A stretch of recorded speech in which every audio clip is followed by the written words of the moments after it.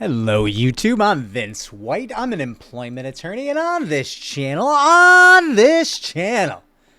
we answer your publicly posted questions from YouTube users, getting folks the answers they need from an employment attorney.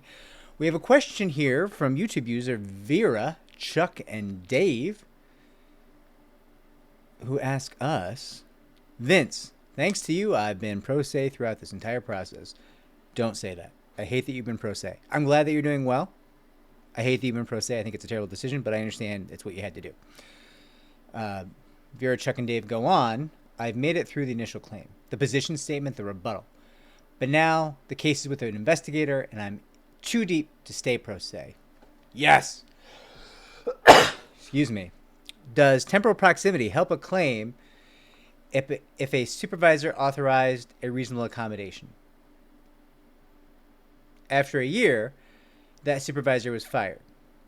Then a new supervisor, the bad actor, took away the reasonable accommodation with no conversation about it. So that right there, let's identify, as long as that accommodation is reasonable and your disability is in good order, that's an ADA claim, an Americans with Disability Act claim for, failure to accommodate, stripping you of the accommodation and not engaging in the reasonable accommodation dialogue. The employee said they were going to do the ADA a week later. The employee was moved to a new location with more responsibility, but 2 months later was told the employees at the previous location get paid more. Excuse me. My gosh. I swear I'm not coughing until I do a video. So the employee would not receive a raise because they left the prior facility. Is taking away the reasonable accommodation adverse action? I would say it is. It's also a failure to accommodate. Or is it retaliation? I don't know if it's retaliation. I don't know if you've engaged in protected activity. Excuse me. Is there a value to the claim if I am still employed? Thanks. Okay, so listen. I think you have a claim.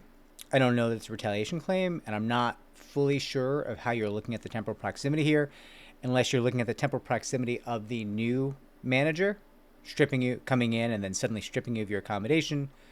That is a good narrative, so I mean that's useful. But if you're asking me if there's a claim here, yes. Is it a valuable claim? Well, I don't know, because you're still employed, right? So is there a value to it? Yes, I believe there is. Is it as much as it would be if you had been terminated? No, probably not. The value of the claim might be the value of what you would have earned had you been accommodated, plus some emotional damages. That may not be massive, or it could be. I mean, it really could be, right?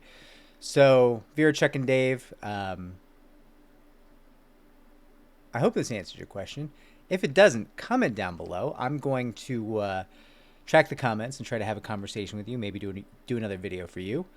Also, note for the channel, I am going live today, which is June the 14th, Friday, June the 14th, at 5 p.m. Eastern Time. So probably only for an hour today, in all honesty.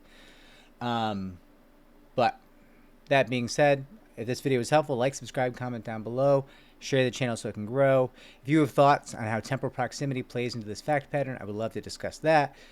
And I look forward to chatting with everyone live later on today. Take care.